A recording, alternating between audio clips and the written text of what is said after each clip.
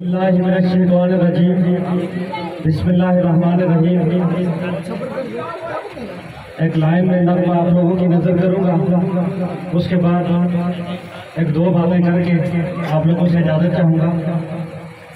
दंग है सब देख कर, आधा इधर आधा उधर, हो गया पल में खबर, आधा इधर आधा इधर।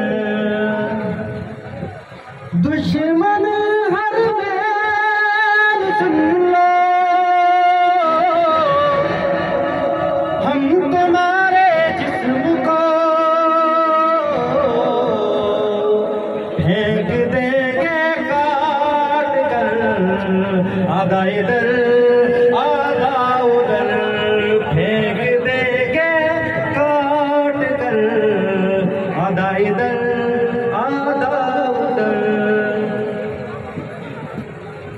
आज मुझ समेत पूरी दुनिया के मुसलमानों का दिल सदमे से दो चार है, जख्मी है।